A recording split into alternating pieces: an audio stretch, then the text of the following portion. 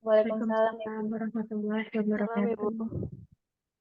Selamat siang, yang terhormat Bu Yusi Pratiwi, pembimbing PKL untuk di Karin dan Vita. Kalau pembimbing mitra ada yang hadir, Indi. Untuk pembimbing mitra saya belum bisa hadir Ibu. Semuanya nggak bisa hadir. Iya, sepertinya Ya, semua Ibu. tidak bisa hadir. Baik, kalau nilainya bagaimana? Sudah dimintakan belum? Untuk form penilaian sudah diminta Ibu dan kebetulan sudah saya serahkan juga ke Mas Dharma. Oh gitu, udah masuk semua ya yang ketiganya. Oke. Sudah Bu.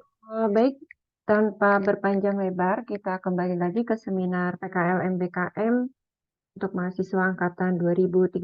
Hari ini untuk siang ini, sesi kedua ada 3 presenter, Windy Andriana, Novita Cahyani, dan Karin Hairunisa. Kemudian dilanjutkan nanti dengan Najmi. Ya. Untuk ketiga presenter itu kemarin melakukan kegiatan PKL MBKM di PT Saraswati Indogentech. Apakah akan presentasi bersamaan atau sendiri-sendiri? Sendiri-sendiri, Ibu. Oke, silakan singkat dan padat saja. Baik, izin share screen ya, Bu.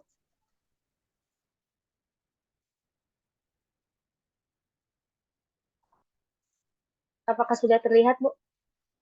Sudah tinggal di slideshow. Baik. Bismillahirrahmanirrahim. Assalamualaikum warahmatullahi wabarakatuh. Selamat siang semuanya. Kepada yang terhormat, Ibu Yusi Pratiwi, MSc selaku dosen pembimbing PKL, Ibu Siti Mariksa Aurora S.Farm selaku pembimbing lapangan serta manajer lab, serta Ibu Eka Rahmawati SSI selaku pembimbing lapangan serta supervisor divisi HPLC, serta yang terhormat kepada Ibu Dr. Vela Kurnia Dewi, MSI, selaku Prodi Kimia. Perkenalkan, saya Novita Cahyani Fitri dari Kimia 2019 akan memaparkan mengenai laporan PKL saya yang berjudul Analisis kadar kafein dalam sampel kopi instan dan minuman berenergi menggunakan High Performance Liquid Chromatography atau HPLC di PT Saraswati Indo Genetek. Yang pertama adalah latar belakang. PT Saraswati Indo Genetek atau yang dikenal dengan Laboratorium SIG sendiri merupakan laboratorium penguji yang berlokasi di Bogor dan merupakan laboratorium pertama di Indonesia yang terakreditasi ISO atau IEC 17025 oleh Komite Akreditasi Nasional untuk lingkup GMO atau Genetically Modified Organism. Laboratorium SIG sendiri telah berhasil mengembangkan kemampuan pengujian untuk produk makanan, produk kecantikan, tekstil, elektronik, antiseptik, dan lain-lainnya. Nah, di dalam SIG sendiri ada berbagai jenis laboratorium. Salah satunya adalah laboratorium instrumen yang berisi instrumen seperti HPLC, spektral, dan lain-lainnya. Nah, saya sendiri ditempatkan pada divisi HPLC. Di divisi HPLC sendiri juga ada berbagai macam jenis parameter yang diuji. Salah satunya adalah kafein. Nah, seperti yang kita tahu sendiri, bahan pangan pasti mengandung berbagai macam jenis senyawa, salah satunya adalah kafein. Kafein sendiri merupakan senyawa yang terkenal di dunia, dan selama 5 dekade terakhir konsumsi kafein telah meningkat, baik di dalam konsumsi teh, minum energi maupun dalam kopi. Kafein sendiri memiliki beberapa manfaat untuk manusia, seperti menaikkan mood, membantu kinerja fisik.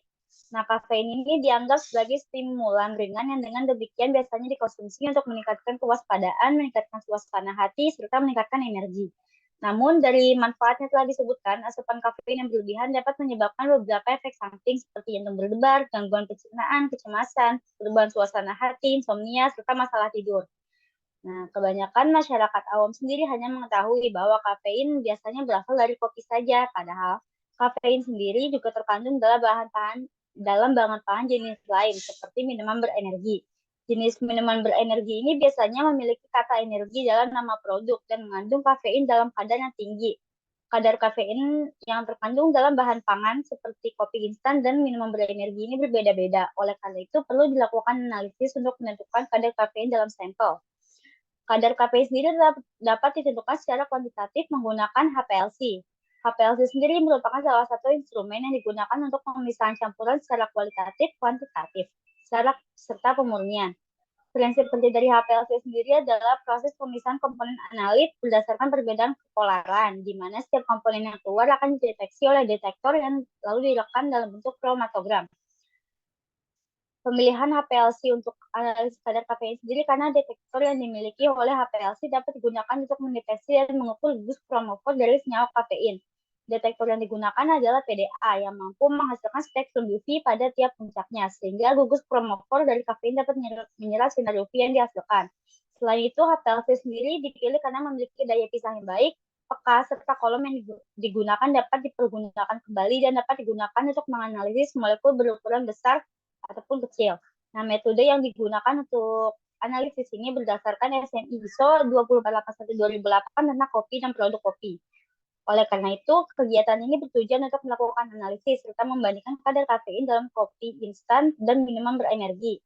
Serta digunakan instrumen HPLC untuk analisis karena sensitivitasnya tinggi serta memiliki daya pisah yang baik.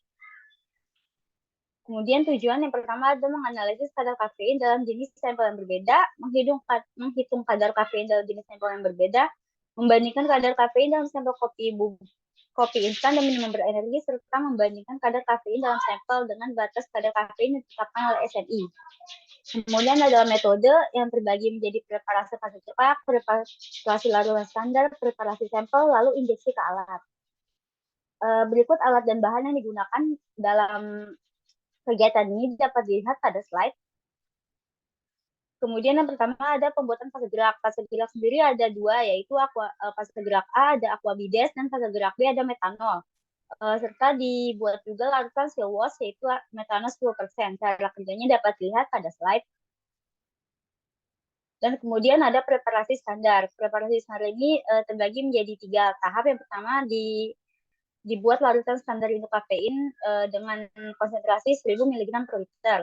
Lalu kemudian dibuat larutan standar antara kafein 100 mg per liter yang dibuat dari larutan induk yang telah dibuat. Dan kemudian dibuat larutan dari standar kafein yang dibuat menggunakan parut aquabides dalam vial 2 ml sesuai dengan tabel yang ada sebagai berikut.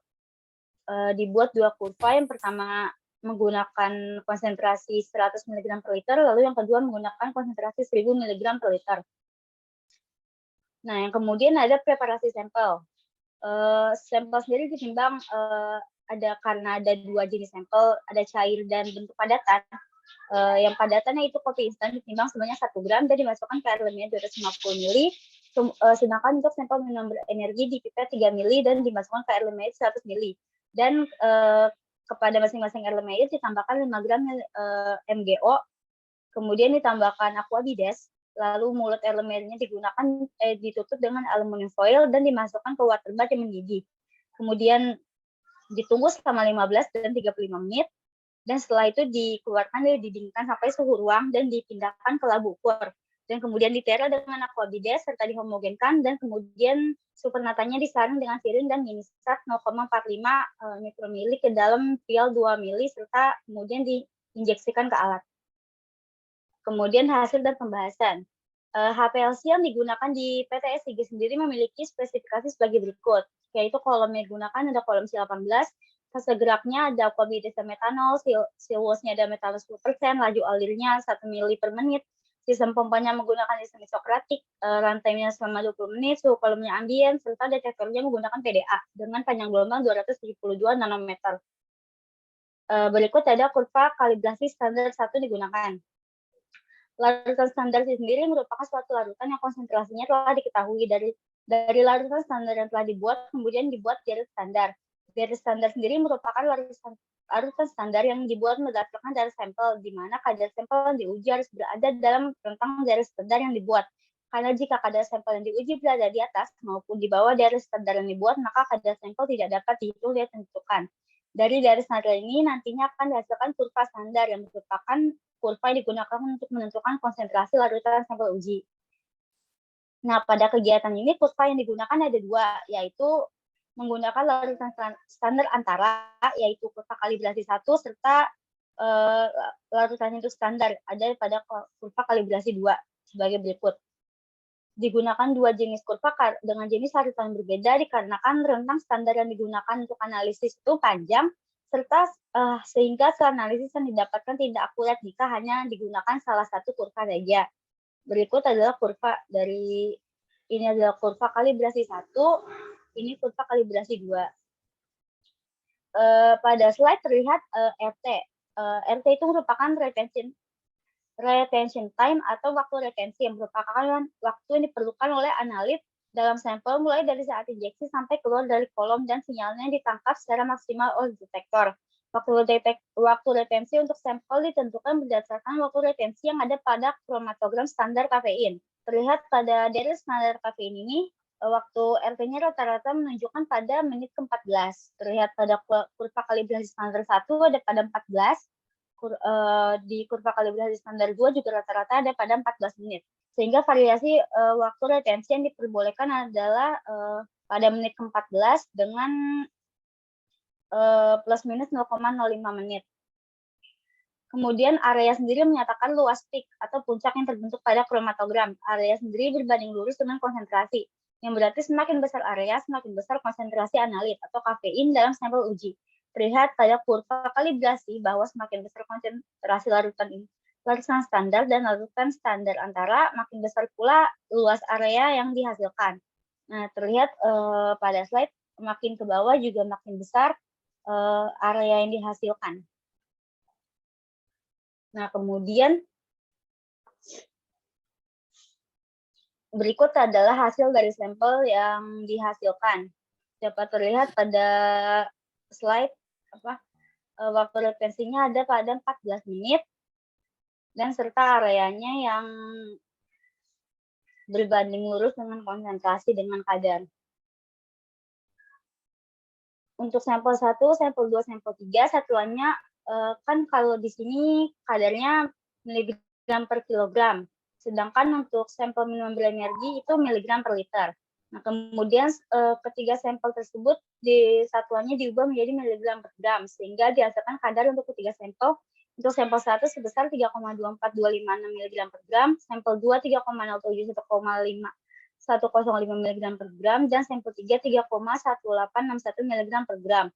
Untuk sampel 4 dan 5 satuannya diubah menjadi miligram per mili, sehingga betul-betul kadar kafeinnya adalah 0,14149 mg per mili dan 0,1337 mg per mili. Pengubahan satuan ini dikarenakan untuk sampel kopi bubuk lebih sering digunakan satuan gram dan penyajiannya. Sedangkan untuk sampel minimum berenergi digunakan satuan mili karena sampel berupa cairan. Nah, syarat mutu yang digunakan untuk kopi instan adalah SNI 2983/2014 yang menyatakan bahwa syarat maksimum kafein yang dapat terkandung dalam minuman kopi instan berbentuk bubuk atau granula adalah sebesar 2,5%. Sehingga jika setelah dilakukan perhitungan lebih lanjut, sampel 1, sampel 2, sampel 3 memiliki kadar ada pada 0,3% rata-rata. Nah, dengan kadar tersebut sehingga dapat disimpulkan bahwa ketiga sampel masih memenuhi persyaratan yang telah ditetapkan oleh SNI. Sedangkan syarat mutu yang digunakan untuk minimum energi adalah SNI 017152/2006 yang menyatakan bahwa maksimal kadar kafein yang dapat terkandung dalam bahan pangan adalah sebesar 150 mg per mili. Minuman berenergi yang terjual di masyarakat rata-rata memiliki sajian sebesar 250 mili, sehingga diasumsikan sajian sampel 4 dan sampel 5 adalah 250 mili. Sehingga jika dihitung, sampel 4 memiliki kadar sebesar 35,3725 mg per 250 mili, sedangkan sampel 5 memiliki kadar 33,425 mg per 200 mili. Sehingga dapat disimpulkan bahwa sampel 4 dan sampel 5 masih berada di batas kadar yang telah ditetapkan oleh SNI.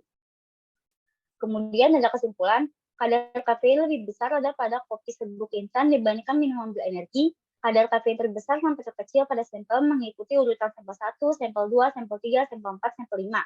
Kadar kafein terbesar ada pada sampel 1 sebesar 3242,56 mg per kilogram atau 3,24256 mg per gram.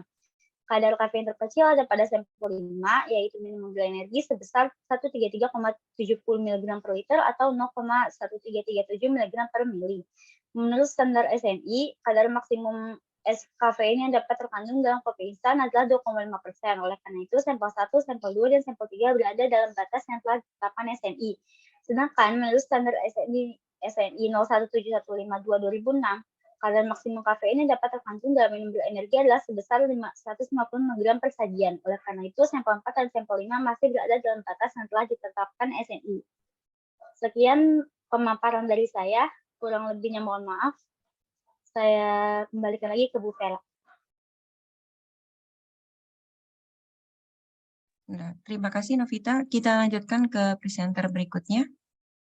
Sesi tanya jawab setelah presenter yang ketiga. Baik, saya izin mulai ya Bu. Karin boleh minta tolong di share screen.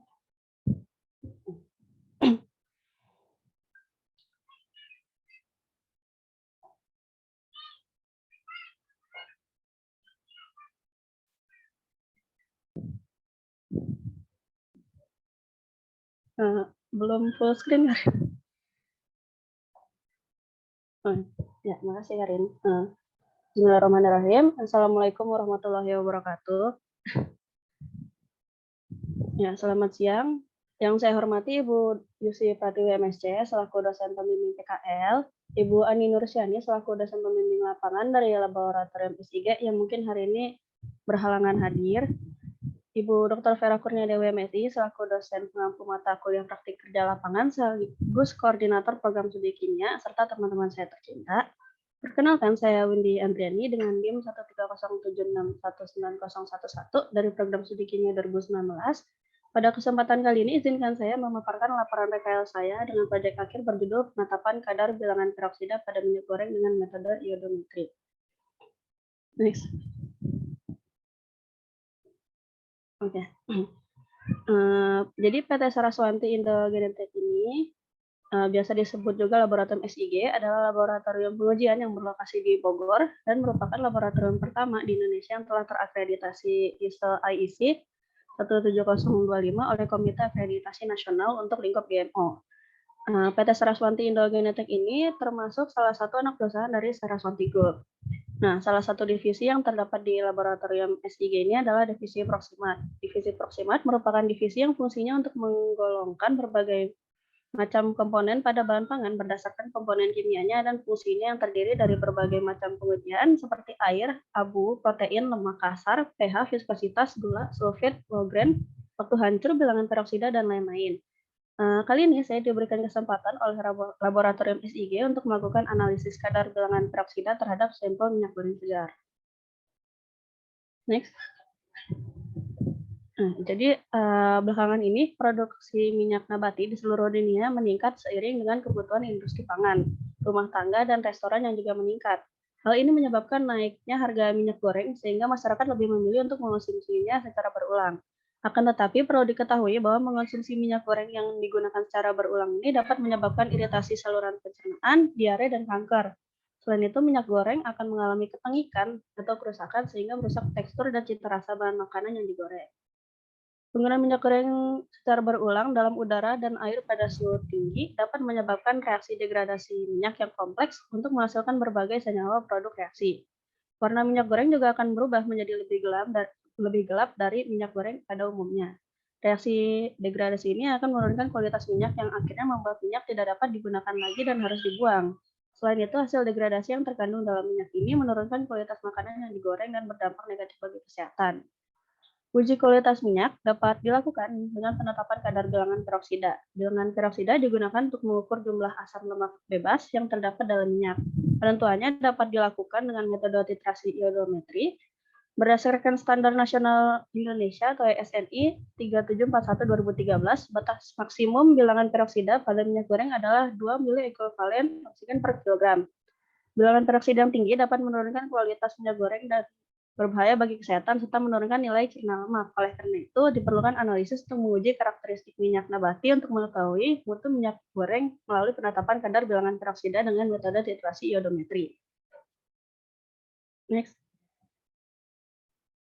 Oleh karena itu, tujuan dari analisis kali ini yaitu yang pertama menganalisis kadar bilangan peroksida pada keempat sampel minyak goreng segar. Yang kedua, menganalisis besar perbedaan bilangan peroksida keempat sampel minyak goreng segar. Yang ketiga, menganalisis sampel yang memiliki bilangan peroksida paling besar di antara keempat sampel minyak goreng segar. Lalu yang keempat, menganalisis manakah yang memiliki kualitas terbaik di antara keempat sampel minyak goreng segar. Next. Ya, berikut adalah alat dan bahan yang digunakan dalam analisis kali ini, bisa dilihat pada slide. Next. Ya, jadi proses yang pertama dilakukan itu standarisasi larutan natrium tiosulfat. Nah, berikut bagian alirnya seperti yang ditampilkan pada slide. Next. Nah, ini lanjutannya. Ya, selanjutnya itu ada proses analisis kadar bilangan peroksida pada sampel minyak goreng dilakukan seperti yang ditampilkan pada slide. Next. Ya, selanjutnya ada hasil dan pembahasan. Penetapan kadar bilangan peroksida pada analisis kali ini dilakukan menggunakan metode titrasi iodometri yang didasarkan pada metode AOAC atau Association of Analytical Communities 965-633 Peroxide Value of Oil and Fats. Syarat mutu bilangan peroksida pada minyak goreng menurut SNI 2013 itu maksimal 2 mili ekuivalen oksigen per kilogram gitu. Hasil uji tetap terhadap sampel A, B, C, dan D minyak goreng segar yaitu yang pertama 0,2, 0,4, 1,8, dan 0,7 mili ekuivalen oksigen per kilogram. Hasil penetapan kadar bilangan peroksida menunjukkan bahwa sampel yang memiliki bilangan peroksida tertinggi yaitu minyak goreng sampel C dengan kadar bilangan peroksida sebesar 1,8 mili ekuivalen oksigen per kilogram. Yang mana kadar bilangan peroksida pada sampel C nyaris mendekati ketetapan syarat mutu minyak goreng dari SNI. Lalu berdasarkan hasil penentuan bilangan peroksida dapat diketahui bahwa sampel minyak goreng A, B, dan D memiliki kadar bilangan peroksida yang lebih rendah dari standar yang ditetapkan SNI. Hal ini menunjukkan bahwa sampel minyak goreng A, B, dan D baik untuk digunakan. Sedangkan sampel minyak goreng C tetap dapat digunakan karena memiliki kadar bilangan peroksida yang masih berada di bawah standar mutu minyak goreng yang telah ditetapkan oleh SNI. Next. Ya, beberapa faktor yang dapat mempercepat oksidasi pada minyak diantaranya suhu, cahaya, atau penyinaran, tersedianya oksigen, dan adanya logam-logam yang bersifat sebagai katalisator pada proses oksidasi. Maka minyak harus disimpan pada kondisi penyimpanan yang sesuai, bebas dari pengaruh logam, dan harus dilindungi dari kemungkinan serangan oksigen, cahaya, serta temperatur tinggi. Keadaan penyimpanan minyak sangat berpengaruh, yaitu kelembapan udara ruang penyimpanan, suhu, ventilasi, tekanan, dan masalah pengangkutan. Next. Ya, reaksi yang terjadi pada analisis kali ini bisa dilihat pada slide. Reaksi ini menunjukkan bahwa titrasi dengan larutan natrium tiosulfat dapat digunakan untuk menentukan kadar bilangan peroksida minyak yang ditentukan dengan menghitung jumlah natrium tiosulfat yang bereaksi dengan I2 dan dilepaskan pada penambahan Ki, di mana jumlah I2 yang bereaksi dengan natrium tiosulfat sama dengan jumlah ikatan peroksida dalam minyak yang diputus oleh Ki membentuk KOH dan I2. Next. Maka kesimpulan dari analisis kali ini yaitu yang pertama bilangan peroksida pada sampel minyak goreng segar A, B, C, dan D secara berurutan yaitu sebesar 0,2, 0,4, 1,8, dan 0,7 mili ekuivalen oksigen per kilogram. Lalu sampel minyak goreng A, B, C, dan D baik untuk digunakan. Sampel minyak goreng yang ketiga, sampel minyak goreng C memiliki kadar bilangan peroksida paling besar yaitu 1,8 mili ekuivalen oksigen per kilogram. Dan yang terakhir, sampel minyak goreng A memiliki kualitas terbaik dengan kadar bilangan peroksida paling kecil yaitu 2 mili ekuivalen oksigen 0,2 mili ekuivalen oksigen per kilogram. Next. Sekian semua yang dapat saya sampaikan pada presentasi seminar PKL-MBKM kali ini. Apabila terdapat pertanyaan, saran, dan tanggapan dapat disampaikan pada sesi tanya jawab. Kurang lebihnya mohon maaf. Wassalamualaikum warahmatullahi wabarakatuh. Waalaikumsalam. Kembali lagi ke Bu Terima kasih, Vera. Bidi. Oke, next Karin ya, terakhir. Oh, Karin. Setelah itu sesi tanya jawab dulu. Langsung saja nanti ke Nazmi ya, setelah Karin. Sesi tanya jawab Baik, Bu. sekalian di belakang. Ya.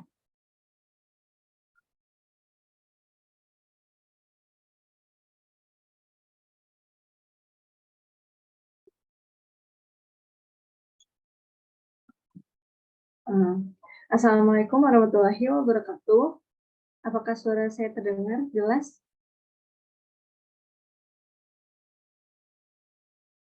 Ya, sudah. Assalamualaikum warahmatullahi wabarakatuh. Selamat siang. Yang saya hormati Ibu Dr. Tera Kurnia Dewi selaku dosen pengampu mata kuliah Praktik lapangan sekaligus koordinator studi kimia, Ibu Yusita MSc selaku dosen PKL, Ibu Siti Maritza Aurora Espam selaku dosen pembimbing lapangan dan manajer laboratorium instrumen PT Saraswati Indogenetek. Teman-teman yang saya perkenalkan, nama saya Karin Hairunisa Gumilar dari program studi kimia 2019, di mana pada kesempatan kali ini izinkan saya memaparkan laporan PKL saya dengan proyek akhir yang berjudul analisis kadar nitrit, nitrat, dan sulfat pada sampel air minum dalam kemasan atau AMDK secara spektrofotometri UV-Vis. Seperti yang telah dijelaskan oleh teman-teman saya sebelumnya, di mana Saraswati Indogenetek ini merupakan laboratorium yang bergerak di bidang jasa analisis uji, di mana terutama uji analisis keamanan pangan dan uji analisis produk pertanian serta lingkungan hidup. Di mana PT SIG ini berlokasi di Jalan Rasa Mala nomor 20, Taman Yasmin, Curug Muka, Kota Bogor. Untuk PT SIG ini terdiri dari beberapa laboratorium, yaitu ada laboratorium mikrobiologi, bioteknologi, laboratorium analisis instrumen, analisis proximat, dan R&D. Untuk saya sendiri, selama magang di SIG, saya ditempatkan di laboratorium analisis instrumen pada divisi gizi spektro. Di mana pada proyek kali ini saya akan menganalisis kadar nitrit, nitrat, dan sulfat pada air minum dalam kemasan.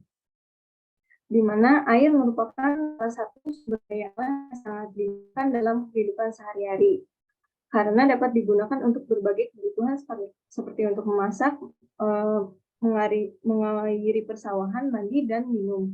Di mana air minum adalah air yang digunakan untuk konsumsi manusia.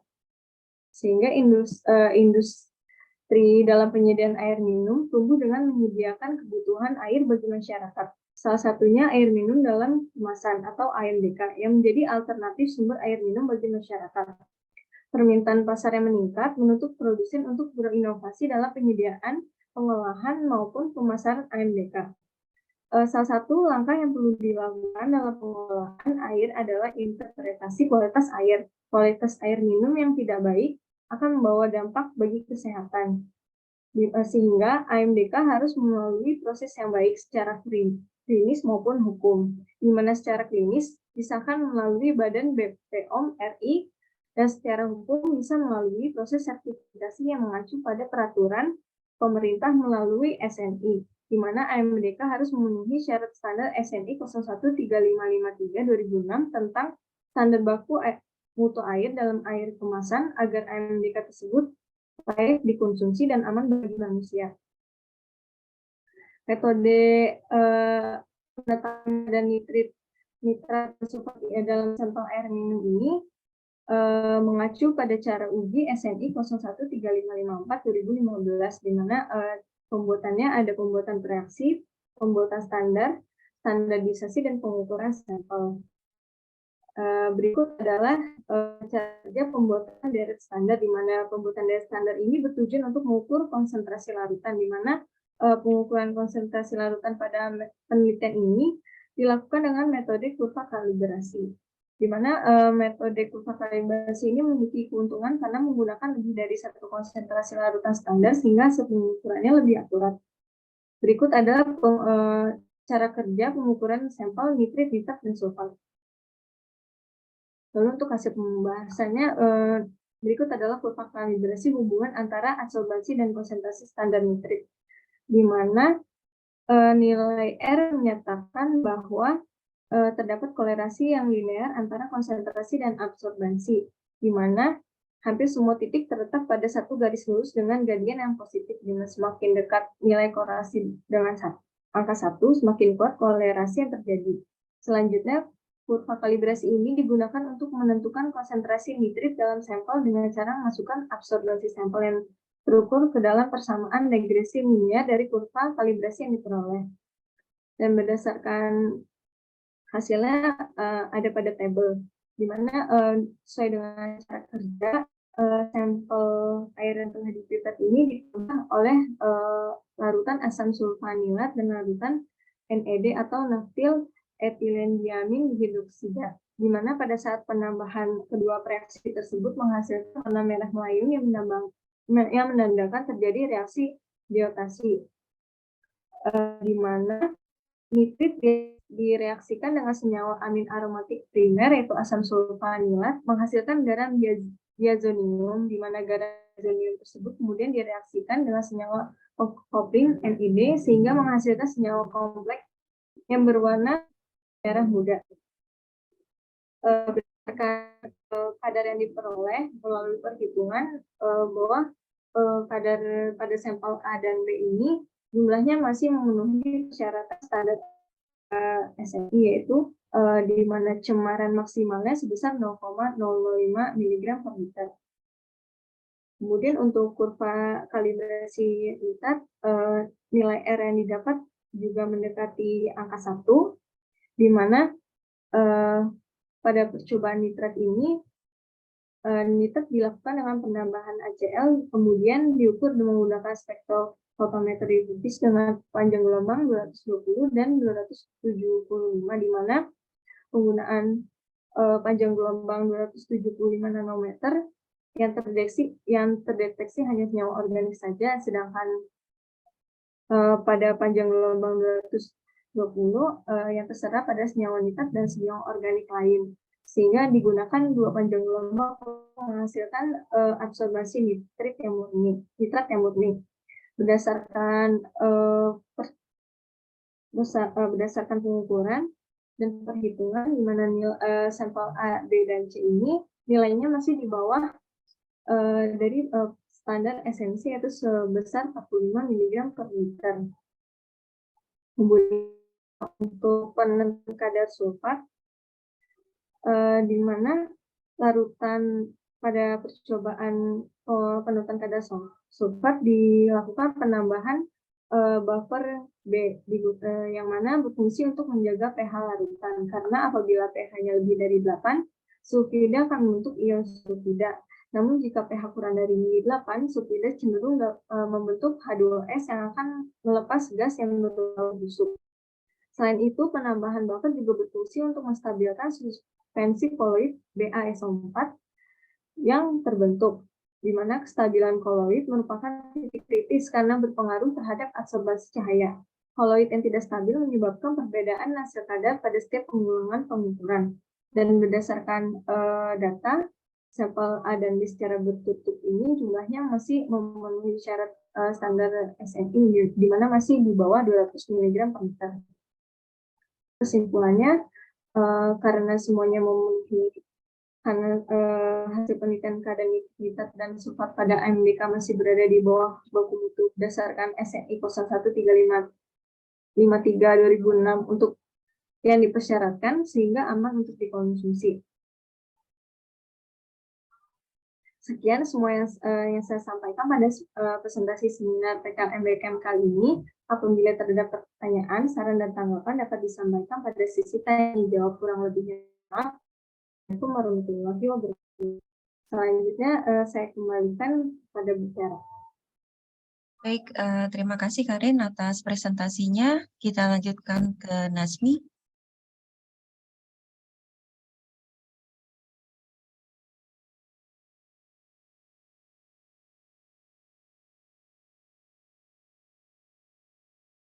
Baik, terima kasih. Assalamualaikum warahmatullahi wabarakatuh. Selamat siang. Yang saya hormati Dr. Vera Kurnia Dewi, MSI, selaku dosen pembimbing PKL. Yang saya hormati Ibu Erika Juli Astuti, selaku pembimbing lapangan. Yang saya hormati Ibu Yusi Pratiwi, dan rekan-rekan dan teman-teman yang telah menghadiri seminar ini. Izin saya Najib Jamila Fitri, NIM 130761909, izin mempresentasikan seminar praktik kerja lapangan semester 117 2023. Untuk yang pertama, saya izin untuk memaparkan profil perusahaan, di mana PT Bumi Tamagunaya Jaya Agro atau BGA Group merupakan perusahaan agribisnis yang mengelola komoditas kelapa sawit menjadi minyak sawit mentah atau CPO. Perusahaan yang didirikan pada tahun 1997 ini memiliki visi menjadi produsen CPO terkemuka melalui perbaikan yang berkelanjutan yang berfokus pada produktivitas, efisiensi biaya, serta praktek-praktek yang lestari dan pertumbuhan perusahaan. Kurikulum MBKM atau PKL yang dibangun ini oleh Bumi Tama Corporate University berfokus pada cadre, leader, dan culture, di mana hal ini diharapkan peserta dapat menjalankan kegiatan magang yang berbeda dari perusahaan lainnya, tidak hanya berfokus pada kompetensi secara hard skill, namun dilengkapi dengan soft skill yang dipersiapkan untuk menjadi pemimpin yang kompeten dan selaras dan budaya kerja yang diharapkan oleh PT BGA. Selanjutnya adalah pelaksanaan PKL, di mana saya melaksanakan lokasi PKL di Laboratorium Analitik di Departemen Research and Development Center di Region Fundu, Kalimantan Tengah. Dan untuk waktu PKL-nya mulai dari tanggal 18 Agustus 2022 sampai dengan 23 Desember 2022, di mana hari kerjanya dari Senin sampai Sabtu dari jam 06.45 sampai 16.35. Selanjutnya izin membahas proyek MBKM, di mana judulnya adalah pengaruh waktu pengiriman sampel terhadap nilai analisa BOD air limbah pabrik kelapa sawit. Untuk latar belakang, di mana biochemical oxygen demand atau BOD adalah jumlah oksigen terlarut yang dibutuhkan oleh mikroba aerobik untuk memecah bahan organik yang ada pada sampel air limbah. Berdasarkan SNI 689.2/2009, saat analisa pengujian, BOD sampel harus diinkubasi di suhu 20 kurang lebih 1 derajat Celcius selama 5 hari kurang lebih 6 jam. Di mana nilai BOD dari sampel yang diuji dapat dipengaruhi oleh waktu inkubasi, waktu penyimpanan, suhu, pH, jumlah dan jenis mikroorganisme, serta jenis bahan organik dan anorganik yang terkandung dalam sampel air limbah. Selanjutnya adalah analisa akar masalah, di mana akar masalah dari proyek ini adalah adanya perbedaan pelaksanaan pengiriman sampel air limbah yang dilakukan oleh pihak pabrik kelapa sawit, yang cukup berbeda dari kesepakatan awal, di mana pada kesepakatan awal, sampel diambil dari kolom limbah dan dikirim ke lab analitik pada hari Senin, sehingga sampel dapat mulai dianalisis oleh lab analitik pada hari yang sama dan selesai dianalisis pada hari Sabtu pagi. Sampel selesai dianalisis. Akan tetapi, pada pelaksanaannya, sampel air limbah yang diambil pada hari Senin itu dimasukkan ke dalam botol yang ditutup oleh lakban dan didiamkan di ruangan terbuka. Dan kemudian sampel baru dikirim dan diterima oleh lab analitik pada hari Rabu atau Kamis, sehingga sampel mulai dianalisis pada hari tersebut, dan pada hari Sabtu dan Minggu, genset yang digunakan untuk menyuplai arus listrik ke lab analitik dimatikan, sehingga arus listrik untuk inkubator melemah. Sampel baru selesai dianalisis pada hari Senin atau Selasa. Dan perbedaan waktu serta suhu pengiriman sampel inilah yang menjadi fokus pelaksanaan proyek. Selanjutnya adalah tujuan dan sasaran, di mana tujuan dari proyek ini adalah untuk mengamati apakah perbedaan metode pengiriman air limbah pabrik kelapa sawit yang dikirim ke laboratorium analitik dapat mempengaruhi nilai BOD dan pH yang diuji secara signifikan, dan untuk sasarannya adalah untuk menyetarakan waktu pengiriman sampel air limbah sesuai dengan ketentuan awal yang telah disepakati oleh pihak pabrik dan pihak lab. Lalu untuk realisasi proyeknya, langkah pertama adalah perakitan cooler box, di mana cooler box yang digunakan terbuat dari styrofoam, aluminium foil untuk bagian dalamnya, dan floating. Selain itu, untuk menjaga suhu cooler box tetap dingin, di bagian dalamnya juga diberi es batu. Suhu di dalam cooler box dan mesin inkubator untuk analisis BOD yang digunakan harus didata setiap harinya. Dan setelah itu, air limbah dari kolam 7 atau kolam application dari Pundu Nabatindomil atau dari pabrik kelapa sawitnya sendiri, itu dikirim ke lab analitik dengan 3 perlakuan yang berbeda, di mana untuk sampel pertama diambil dari kolam limbah dan langsung dikirim ke lab analitik untuk mulai dianalisis menggunakan metode respirometrik di hari yang sama, di hari Senin pun juga. Lalu untuk perlakuan kedua, itu diambil dari kolam limbah dan kemudian disimpan ke dalam cooler box selama 24 jam, yang kemudian baru dibawa ke lab analitik dan mulai dianalisa di hari selanjutnya. Lalu untuk sampel ketiga, itu sampel dari kolam limbah diambil, dimasukkan ke botol, dan kemudian ditaruh di ruang terbuka selama 24 jam, yang kemudian mulai dianalisa di hari selanjutnya. Pengambilan serta pengujian ketiga sampel tersebut dilaksanakan dengan sekali pengulangan untuk menjamin mutu analisis yang dilakukan oleh lab analitik, sehingga totalnya ada 6 sampel yang diuji. Selanjutnya adalah rencana perbaikan, di mana untuk penerapan di lapangan seharusnya cooler box yang digunakan bersifat lebih kedap udara, sehingga sumber penyimpanannya tetap terjaga atau minimal menggunakan cooler box yang menggunakan kualitasnya lebih bagus. Dan selain itu, lalu sebaiknya suhu di cooler box berkisar kurang dari atau sama dengan 4 derajat Celcius sesuai dengan standar SNI. Kemudian selanjutnya adalah monitoring data, di mana data yang diambil pada proyek ini adalah suhu rata-rata di cooler box selama masa penyimpanan, suhu rata-rata inkubator selama 5 hari, serta nilai BOD sampel di hari kelima inkubasi, selain itu pH sampelnya. Di mana data yang diperoleh adalah sebagai berikut, yaitu suhu rata-rata cooler box itu sebesar 15 derajat Celcius dan suhu rata-rata inkubator sebesar 20 derajat Celcius. Di mana untuk setiap sampel terdapat sekali pengulangan untuk menjamin mutu, dan dari hasilnya, untuk sampel pertama hasilnya bisa dilihat bahwa semakin didiamkan, nilai BOD-nya akan semakin tinggi, dan untuk pH-nya juga berpengaruh terhadap BOD-nya. Sehingga untuk kesimpulan dan sarannya, metode pengiriman sampel mempengaruhi BOD dan pH sampel air limbah secara signifikan, di mana semakin lama sampel disimpan, maka nilai hasil uji sampel semakin tidak akurat dibandingkan dengan keadaan di lapangan atau secara real time. Lalu untuk sarannya, sampel yang diambil dari kolom limbah segera dikirim dan mulai dianalisa pada hari yang sama, dan saat pengambilan dan pengiriman sampel, sebaiknya sampel disimpan di dalam cooler box. Berikut adalah dokumentasi selama proyek. Sekian presentasi dari saya, mohon maaf, saya kembalikan ke moderator. Terima kasih. Terima kasih Nazmi atas presentasinya. Jadi bisa disimpulkan untuk keempat presenter mahasiswa yang mengikuti kegiatan PKL-MBKM ini rata-rata mengerjakan analisis sampel ya. Pada saat PKL-nya tadi ada yang menggunakan UV-Vis, kemudian HPLC gitu ya. Jadi beragam sekali gitu tadi pengalamannya. Oke, dari rekan-rekan mahasiswa ada yang mau bertanya, silakan. Ini tadi Nazmi mengikuti kegiatan PKL-nya MSIB ya. Kemudian tadi tempatnya di Kalimantan, betul? Ya. Iya, betul.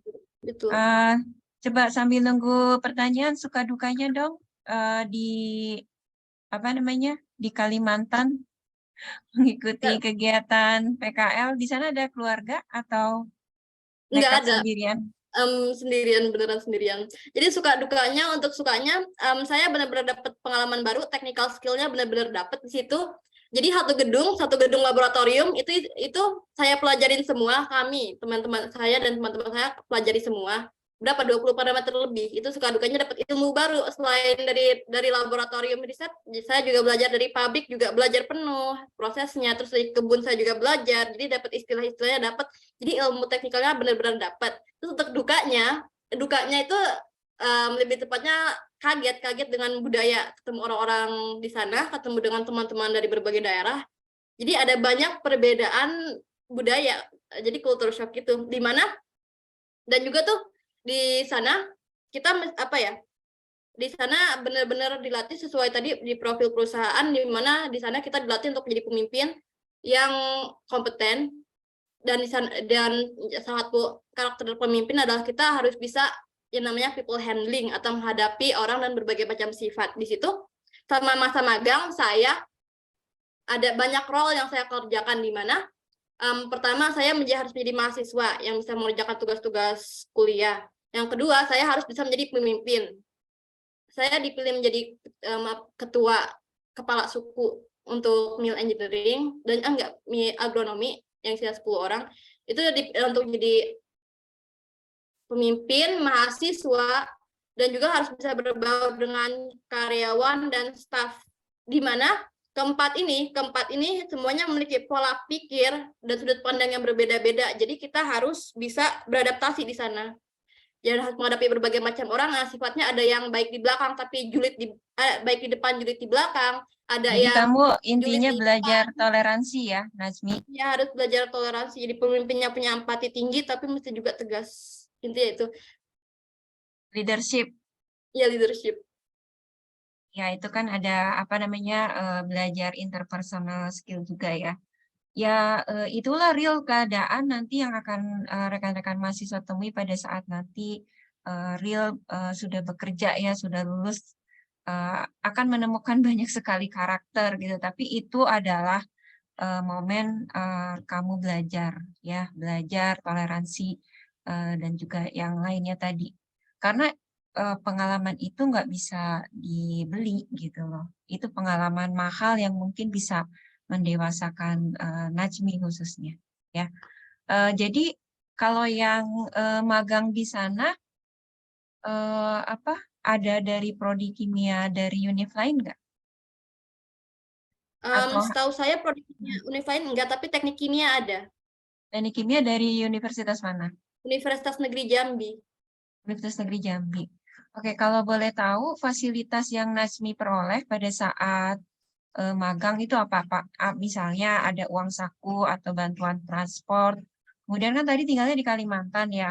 Apakah diberikan mes atau apa gitu? Untuk untuk benefitnya kami diberikan mes, tempat tinggal.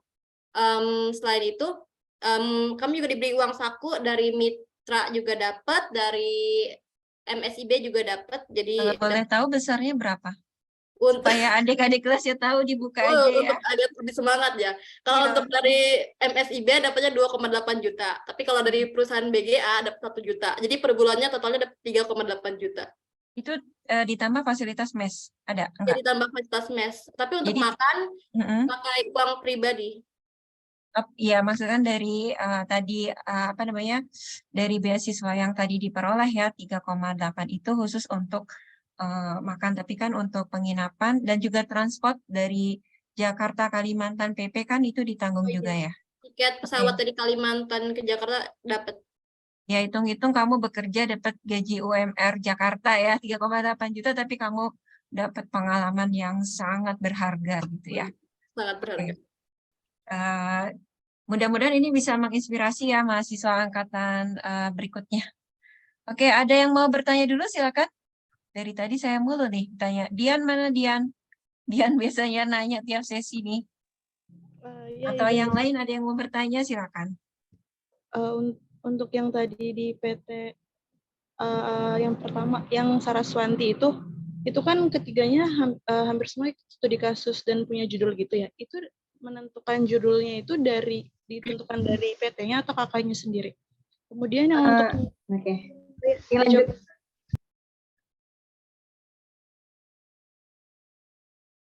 Oke, untuk penentuan judul, jadi sebenarnya kan kita masing-masing beda divisi ya, beda lab, dan juga dalam satu divisi itu pengerjaan parameternya juga banyak ya, bukan hanya yang tadi saya kerjakan air atau apa itu doang, tapi banyak. Tapi untuk proyek untuk pengambilan judul itu dibebaskan dari PT-nya mau mengambil judul yang mana. Jadi kita untuk sebulan pertama kita nyoba semua ngerjain parameter di divisi masing-masing, baru habis itu kita pilih mau proyek yang mana untuk dilakukan apa namanya seminar untuk tugas PKL-nya.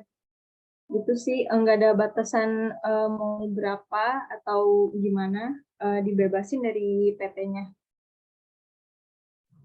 Oh, oke, baik Kak. Berarti emang sebelumnya itu nyobain berbagai instrumen juga dong Kak? Nggak cuma satu doang gitu? Kalau aku kan kalau saya sendiri di divisi gizi spektro ya. Kalau untuk di tim spektronya dari sekitar 40 parameter, alhamdulillah saya belajar sekitar 20 parameter. Dan untuk instrumennya kan hanya memakai spektrofotometer ya. Tapi itu ada yang untuk yang tadi spektrofotometer UV-vis, ada juga yang reflektometer untuk ikumsa untuk gula. Jadi macam-macam. Terus kalau misalnya di gizi saya juga pernah nyoba untuk parameternya gitu. Jadi ya semuanya dicobain satu-satu dan diajarin satu-satu juga sama analisnya gitu. Karena kan kebetulan kan saya sendiri kan belum pernah nyobain praktikum analis praktikum ini ya, kimia analisis ya. Kalau di ini hanya berdasarkan teorinya saja. Jadi selama di sana tuh belajar semuanya gitu, yang belum pernah, dan kakaknya juga baik-baik tuh untuk ngajarin semuanya. Jadi gitu Dian. Mungkin yang lain mau nambahin, Windy atau Novita?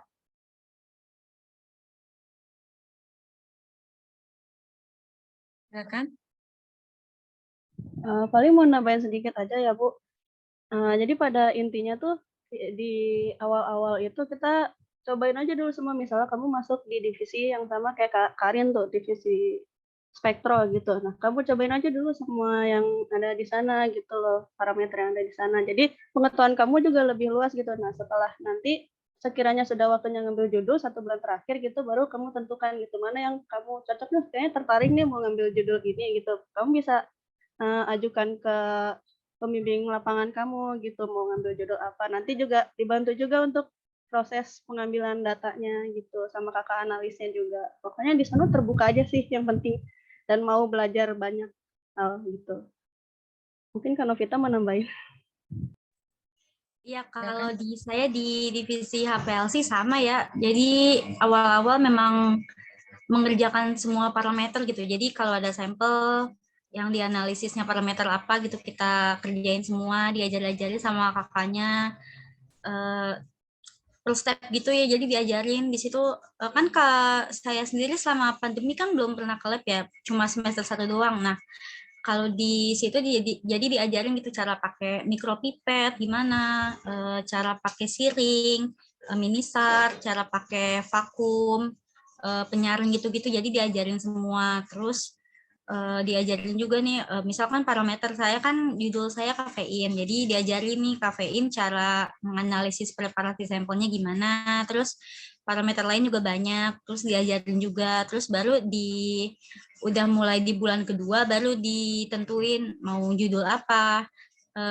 Bener kata Kak Karin tadi, jadi dari PT-nya memang dibebasin kita mau ngambil judul apa. Nah, jadi pas sudah di bulan kedua baru kita milih judul apa, terus nanti disampaikan ke supervisornya kalau mau ngambil judul ini. Gitu sih tambahan dari saya. Oh iya, baik Kak, paham. Makasih Kak. Mau nanya lagi Bu untuk yang PT Bumi Tama ke Kak Najmi. Kalau misalkan air limbah pabrik kelapa sawitnya itu di atas nilai BOD-nya di atas rata-rata, kan kalau misalkan didiamkan itu kan semakin tidak akurat. Nah, gimana kalau misalkan didapatkan air limbah pabrik kelapa sawit itu di BOD-nya di atas rata-rata, itu langsung mau diapain Kak? Terima kasih. Izin menjawab, kalau nilai BOD-nya emang di atas rata-rata itu berarti bukan salah, antara salahnya di lab analitiknya atau salahnya di pabrik PKS-nya. Tapi kalau emang beneran kejadian, itu yang salah PKS-nya. Berarti apa yang itu maksudnya salah ke pihak pabrik karena hal apa yang menyebabkan sehingga limbahnya itu masih belum terdegradasi sempurna. Jadi lab analitik tugasnya untuk analisis doang. Kalau misalnya ada yang salah dilaporin ke pihak yang bersangkutan, ada yang salah di sini. Kalau misalnya tetap benar, tetap tetap lanjut analisis sampel selanjutnya. Oh, berarti maksudnya kayak mungkin ada kayak ini nggak sih kayak daur ulang apa gitu di sana?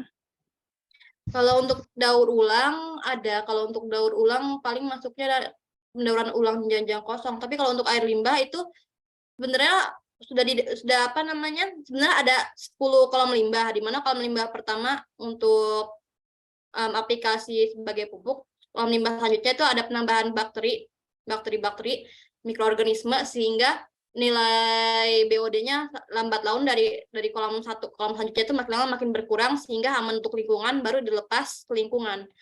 Jadi yang diambil itu kolam 7 yang sudah siap untuk dilepas ke lingkungan.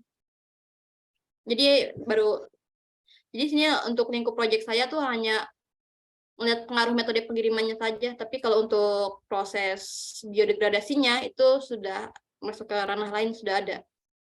Oh ya, baik Kak. Makasih Kak atas jawabannya. Baik, sama-sama. Baik, terima kasih untuk pertanyaannya, Dian. Yang lain ada yang mau bertanya?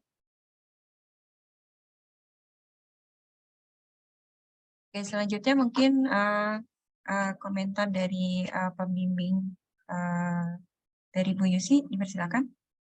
Baik, terima kasih Bu Vera atas kesempatannya. Bismillahirrahmanirrahim. Assalamualaikum warahmatullahi wabarakatuh. Untuk Karin, Novita, dan Windy ya, bimbingan Ibu ya. Ya, Iya, kalau untuk Novita, untuk analisis kadar kafein ya, Novita ya, pada minuman kopi dengan Iya, HPLC, ya mungkin itu masukan dari Ibu sih, karena memang untuk analisis kuantitatif pakai HPLC kan ya, kita belajar instrumen kemarin, tadi Ibu sudah sempat tanyakan, konfirmasi lagi karena kita ternyata data kadar ya, kadar atau kandungan kafeinnya itu tidak Novita hitung sendiri kan, langsung diperoleh dari PT-nya seperti itu ya. Jadi meskipun seperti itu mungkin masukan dari Ibu, kita bisa mencoba karena kan kita belajar ya instrumen pengupahan, kita belajar bagaimana sih menghitung kadar suatu senyawa berdasarkan hasil kromatogram dari HPLC. Ya, dengan beberapa cara, bisa dengan eksternal standar ataupun internal standar ya. Yang kebetulan kita pakai yang eksternal atau yang internal? internal Bu, internal standar. Yang internal standar. Oke ya. Jadi alangkah baiknya kita mempelajari bagaimana sih menghitung kadar suatu zat ya, kafein ya, di sini yang kita uji adalah kafein dengan metode internal standar pada hasil kromatogram HPLC ya. Dan itu masukan yang bisa Ibu berikan. Kemudian kalau untuk Windy tadi tentang nitrat ya, nitrat dan nitrat. Bilangan peroksida, Bu. Oh, bilangan peroksida. peroksida. Ya, bilangan peroksida menggunakan titrasi iodometri. Iya, Ibu. Nah, terus bilangan peroksida itu mengindikasikan apa? Dia itu apa namanya, tingkat ketengikan minyak goreng itu, Bu. Jadi yang mengindikasikan kalau misalnya minyak goreng itu teroksidasi gitu, Bu. Oke, ya. Jadi kalau kita bisa menghitungnya ya dengan cara titrasi iodometri ya. Jadi kemarin kalau untuk titrasi itu prinsipnya adalah mereaksikan dengan sodium ya. Senyawanya apa?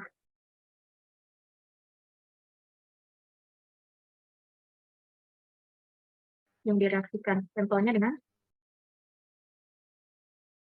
Natrium tiosulfat, Ibu. natrium tiosulfat. Kemudian mengindikasikan adanya I2 kan ya? Terbentuk I2. Oke, ya. Kalau masukan untuk Windy itu sudah bisa memberikan informasi ya ke kita ya dengan titrasi iodometri bagaimana sih pembentukan I2 ya, pembentukan I2 yang diindikasikan dari terbentuknya warna ya atau gas yang kamu amati. Warna, Bu. Dari warnanya ya. Jadi itu memang harus digali lagi, kita bisa melihat bagaimana kualitas dari minyak ya, minyak goreng berdasarkan bilangan peroksida. Kemudian kalau untuk Karin, nitrit dan nitrat ya dengan UV, betul? Ya, Bu. Nah, sebenarnya Ibu agak ragu sedikit ya Karin, kalau UV spektrofotometri itu kan adanya interaksi materi dengan radiasi elektromagnetik ya. Nah, kalau untuk nitrit ya, itu bisa dianalisis karena apa? Karena dia membentuk senyawa yang berwarna, ya kan?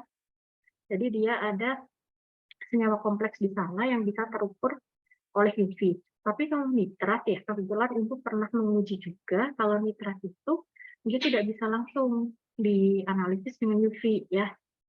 Jadi nitrat itu sebaiknya harus direduksi dulu menjadi nitrit, barulah hasil reduksi itu tadi direaksikan dengan reagen tertentu dan bisa diidentifikasi dengan UV. Kalau di Karin ada proses reduksi dulu nggak ke nitrit dari nitratnya? Kalau selama saya magang tidak ada, Bu. Tidak ada. Iya, dan sesuai cara kerja di sana juga ada HCl tadi saja, Bu.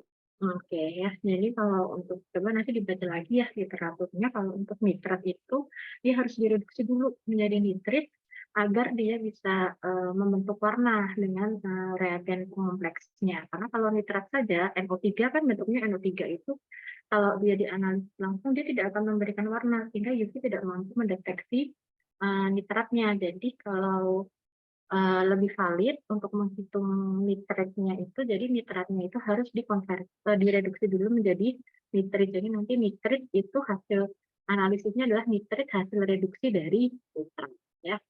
Mungkin nanti dibaca lebih dalam lagi ya, Karin. Mungkin itu saja, Iya, Bu, Bu baik, Vera. Bu. Terima kasih atas kesempatannya.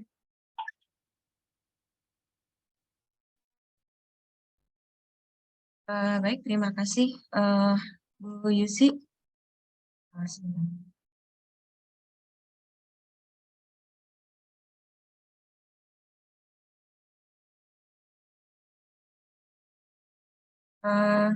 Saya pembimbing Najmi ya, walaupun pada saat PKL jarang sekali kamu melaporkan kegiatannya di sana ya, tapi saya sangat kagum atas keberanian Najmi untuk berani ikut MSIB ya, berani ke Kalimantan, meninggalkan keluarga gitu ya, tapi itulah tantangan dan yang Nazmi hadapi dan juga pengalaman berharga yang Nazmi peroleh ya.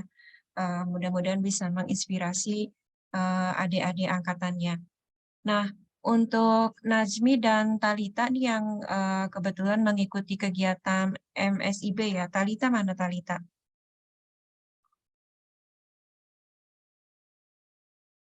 Halo Talita. Kemudian ada satu lagi kemarin yang MSIB siapa ya? Kemarin siapa yang dari Skillful tuh? Ada yang masih ingat? Adinda, Ibu. Ya, Adinda ada nggak Adinda?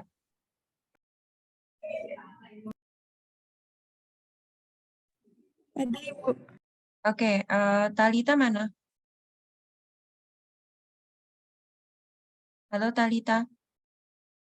Nah, ini ketiga mahasiswa ini ikut kegiatan MSIB itu di semester ganjil ya.